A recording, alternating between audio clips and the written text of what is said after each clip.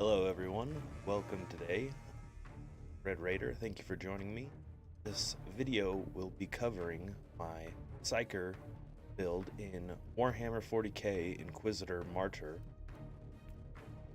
Let's go ahead and hop on in here.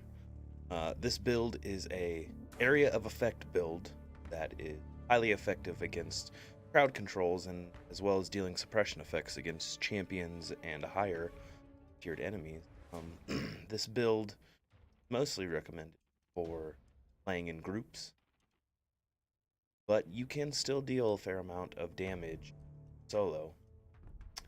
Here we are here on our command bridge, and what we're going to do is start off in the character tab, where you can see perks, attributes, our stats. See that my account level is 60, so I do have a full skill tree to spec to.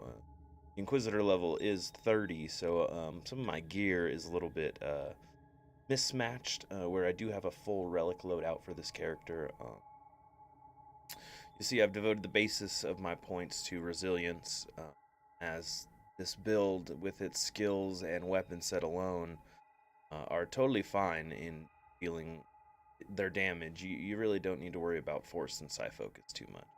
Resilience would be your best bet, and if anything, I would spec 100% towards resilience. I play around with things just to see what could possibly work better or not, but as you can see, as I've said, the main focus is resilience. Now, sliding on over to our inventory here, you will see that I do have a relic warp rod equipped. Now, for this build, you do need 2 warp rods. It does not matter which warp rod you use, which combination, if you're using a rare with a artificer or relic with rare, relic and artificer, use 2 warp rods, you will be fine. That is the route you want to go. The kind of stats that we're looking for on our warp rods would be biomancy spell damage, want HP per hit, want crit chance. Warp heat doesn't matter. All damage is something that we look for. Ideally, you want ranged and all damage overall. If you can't get those, look for heat and warp damage. Lastly, melee damage. You can see a relic warp rod is a melee one-handed, but your skills that you do are range. Okay. So as you can see from my build, I do have 2 relic warp rods, although I am running a relic and a rare just due to level restrictions. Coming over here to our our main implant. I don't have anything special going on here. You see I get 2 to psi focus and 2 to force. More importantly, what we're looking at here is any kind of damage reduction and HP per second. HP per hit is very effective as well. You're going to be doing a lot of range. You're standing off. You're not going to be up there in the fray. So each time you're hitting, you want to be getting damage, or you want to be getting health for any possible enemy up on you and shooting it. We will have 2 signums that are relic. The first signum is a 1 chance to deflect with a 1% all damage, 3.8% range damage with a 9.4% warp damage. Now again, remember I said warp and range damage are going to be your key factors for this, for dealing additional damage with these warp rods. Okay. Now for our eye plant over here, we've got another deflect. You can see I looked for crit as well. Crit was a very important factor in deciding what relics I would or would not keep and infuse into, as well as all damage. All damage is very important, especially over specific tier, or all damage will reflect your build, no matter what you do, beneficially always. So here, looking at our neural implant, Nothing special here. As a matter of fact, I might even trade out this neural implant, seeing as these two right here are crazy. Right here are Psi Focus, heat damage, physical damage, or physical damage I could really do without. I've been looking at this Psychic Focus, and this Psychic Focus has quite the set on it, but I think I'm going to still roll with my 120 power rating Psychic Focus, reach the level cap. The level for it, all this gear was on my main Psyker. I decided to do away with that build in order to refine this build. Lastly, you have our inoculator here, where I've got 2 crit, 2 inoc capacity with 20% more supply box charges, 2 force and 2 resilience. Again, force and resilience, not really looking for anything there. More or less a crit hit strength, a relic roll like that, that's something you really want to help your damage output just a little bit. Here I'll show you my warp bound armor. Nothing special. You want to run the warp bound armor to give you that extra skill slot. Hits suffered generate Needler toxin effect on the attacker. 1% or 1 damage reduction. 3.8 to res all. Great one right there. All res is important in any action RPG, as you know. Let's go over here and take a look at our skills. The one that I'm going to highlight the most is our Krieg Support Doctrine. If you're not maxing out this skill tree, then this build is absolutely just not going to work right for you. I would go over every single individual skill, but I'm not going to. I'm going to suffice to show you that I do have my whole tree skilled out, and I recommend you skilling your whole tree out. I'm going to take you over here to criticals, where you do not need to skill your whole tree out, but this is what you do need. You do want -1 warp heat for every critical dealt. Absolutely must have. Okay? You do want... This one you don't want, but you're kind of stuck with choosing No Remorse, and it gets you to Berserker Rage. Every critical hit dealt heals the character for 1% of max HP. You'll see that come into play when you're using some of your skills and you're critting all over the place. You'll see your health start to regen quick, start to gain health quick. Every attack increases the critical hit chance by 1%. Bonus resets when a critical hit is dealt. So every time you attack and you don't crit, you get an increased crit chance by 1%. And then when you do crit, it resets. Self-explanatory, you want it. Red Thirst, a little bit of a Blood Angels call out over here. Red Thirst grants a stacking 10% damage bonus up to 100% for 10 seconds when a critical hit results in a kill. You will be critting, you will be getting kills. You want this Red Thirst. It is imperative for your build. Now this up here, you don't really need to do any of this. I did because I had the extra points. I wouldn't worry about this branch up here. Most importantly, this branch down. If you want to get the Red Thirst, you'll end up having to complete another tree anyway. Take you over here to debuffs, where you can see I put just a couple specs into debuffs, although I wish I could undo these and put these in over here. Field Surgery. Whenever the character's max HP is reduced below 25%, inoculator cooldown resets to 0. So pretty much anytime your HP in your character drops below 25, your inoculator immediately is ready to be. Good stuff right there. So if you don't like debuffs over here, which there's nothing really special, Crippling Blows grants up 50% suppression damage bonus to armor breaking, armor piercing, and shield piercing attacks. I probably didn't need that. I don't know why I did it, but I did it. It's there. Deal with it. Psychic combat and psychic debuffs. You only need the first 4. First 4. That's all you need. If you're going any more over into that, you're reaching into uncharted territories as far as I'm concerned. I'm going to take you over here to the ranged tree really quickly, and I will show you that Focused Aim grants 10% damage bonus to ranged skills when there's no enemy present within 5 meters. Now, I can tell you that this is proccing and that's working every time, and that it has definitely saved me more than a handful of times with this build in fights. Now, here we're going to take you over to our psychic power priority layout. Okay. First up, we have Misfortune. Misfortune changes the armor category of heavily armored enemies to armored and armored enemies to unarmored, and against the caster's attacks for 10 seconds. So pretty much it's taken someone who's heavily armored, making them armored, and making someone that's armored unarmored against your attacks, meaning that your attacks are going to have more of effect. The runes I've equipped on this are Extra Duration, Enhanced Effect, and Reduced Cooldown. Take you over here to the Divine Shot. There's also a Self-Blessing that for the duration of 30 seconds, the first hit on each target deals plus 100% damage.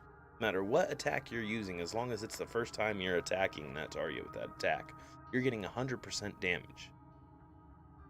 And to go over the runes on this one, or the mastery list, I have put in Extra Duration, Enhanced Effect, and Reduced Cooldown. Take you over here to Hemorrhage. Now, Hemorrhage is going to be our AoE attack that we have mapped to our mouse. It's going to be the purple area of effect that you see afflicting enemies when I take you through run. Area effect, large, hallucination, damage over time, bleeding damage, okay? And what masteries I've equipped to this one is Enlarged Area, which increases the area of effect by 25%, or adds 1 to the number of targets affected by the skill. I've also gone and added Reduced Cooldown, giving it an Exploit Weakness, increasing the critical chance by 10%. Now lastly, so first I'll explain, Hemorrhage comes into play with our Psychic Focus, right? Little Psychic book right here that you can see on my Psyker that he's wearing. That gives him the ability to use this Hemorrhage skill. Now the Warpbound armor also comes equipped with a Psychic skill slot, is what allows me to Endurance. Now Endurance is another self-blessing that grants 20% damage reduction to the caster for 30 seconds. Now that's not meaning you don't take damage at all, it means you have damage reduction done. So anything that's hurting you is going to hurt you slightly less. And the mastery to that is Extra Duration, Enhanced Effect, and Reduced. So what we're going to do over here is we are going to take ourselves all the way up to Tarot. We're going to go over here to Divination. We're going to take an impossible mission. We're just going to start her up. Now, please remember, divination missions are not divination, but impossible mission difficulties are actually quite hard if your character isn't max level. You'll see that right up here. 62% damage dealt with 103% damage suffered. So these guys are going to hurt me. And this is a solo. And there's Plague Marine. So let's hope I don't get ripped right away, guys. Again, please take note that this build is not using all of my current updated relic weapons, but that I have shown you all my current updated relic gear and the stats and how they should help you. As soon as we get loaded up in here, go ahead, begin the purge for the Emperor. I think we've got some disgusting plague demons hang around.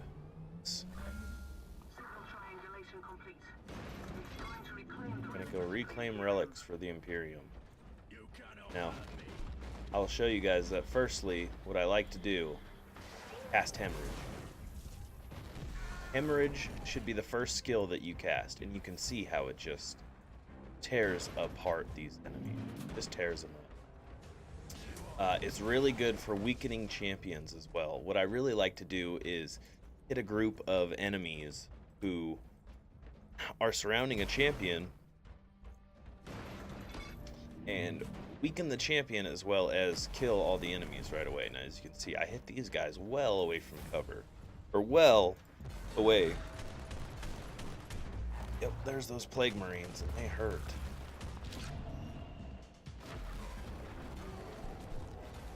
So as you can see, champions prove to be the most worthy adversary to this build, especially if you're running solo. In a group, not so much. You usually have someone who's good at tanking, who will get right up in a champion's face and face tank. Or, for the purposes of this video, I want to demonstrate how strong this build could be on its own, and then let people, discover as well how awesome it can be as a support build as well if you're supporting a group of people who know what they're doing.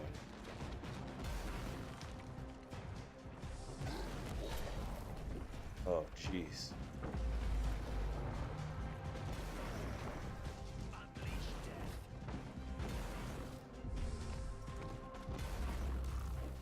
I do not want to get into melee combat with this Dreadnought, but he just wants it so bad. Ah, now I've gone and done it.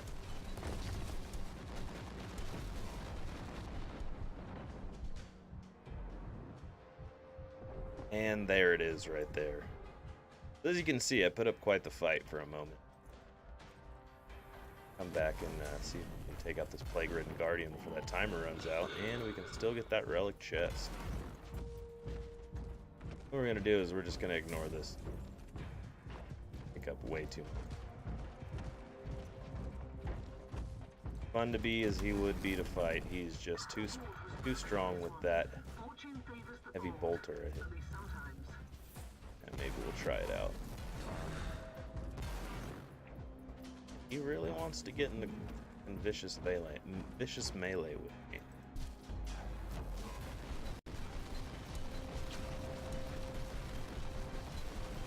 Shoot all day. This is where we make our final stand right here. And a glorious final stand it was. Okay, one death.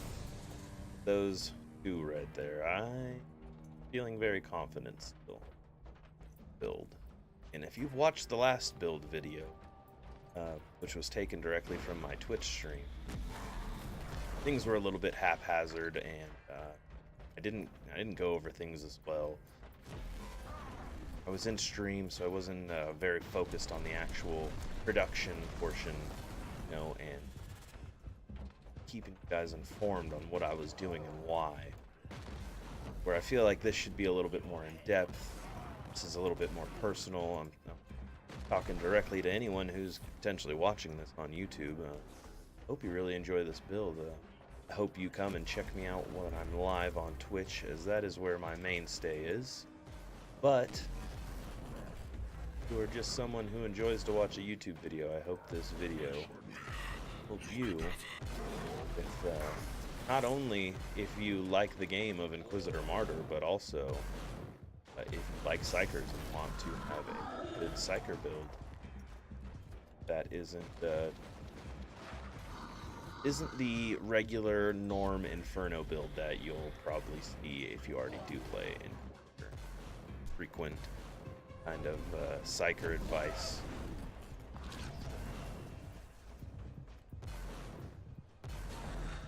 Fossil of Nurgle, really? Putting just a little bit of a hurt on me as well. Alright. I'm gonna have to be careful.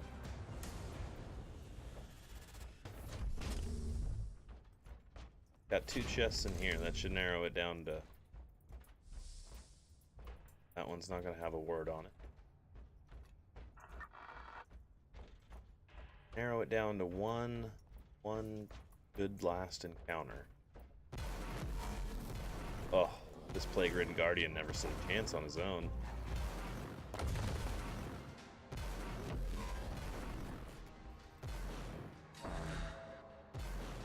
And as you can see, he did hurt me right there, but each hit that I was doing on him was bringing my health back up.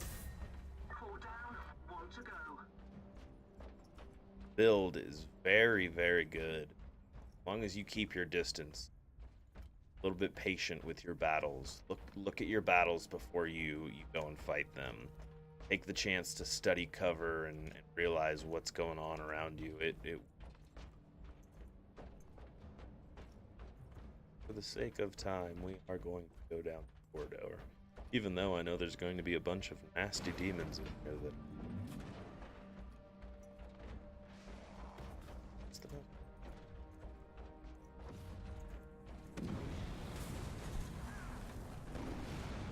Take out the bulk of those flame casters, because Fire and nice to find an inoculator chest.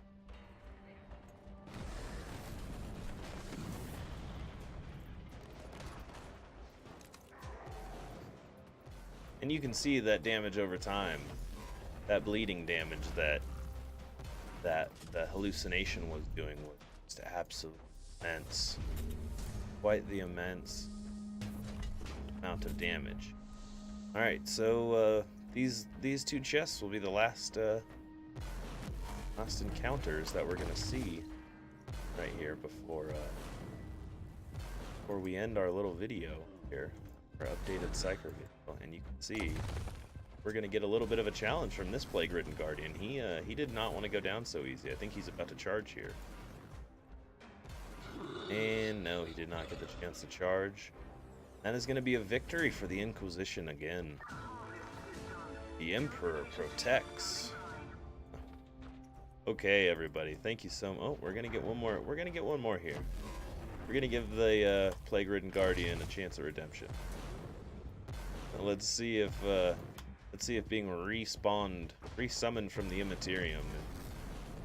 Come here, come run into this box. Giving him a renewed vigor, maybe. Wants to see this battle through. It's not looking too promising for him, and that is going to be the end of the party. Collect that last relic, even though we didn't. Alright, ladies and gentlemen, as you can see, this Psyker build that I've put together here is just completely impressive, to say the least. The AoE damage, the crowd control damage, the crits that you see popping up are just unreal. It is insane. This build continues to flourish again. Dual warp rods geared towards ranged and all damage, and this build will take you. Okay, build will take you places. Warp bound armor and a psychic focus, 2 warp rods, and you can have yourself a great time. Thank you very much, ladies and gentlemen. That was Red Raider with your video today. I hope you subscribe to the channel. I hope you come check us out live on Twitch and give us a follow.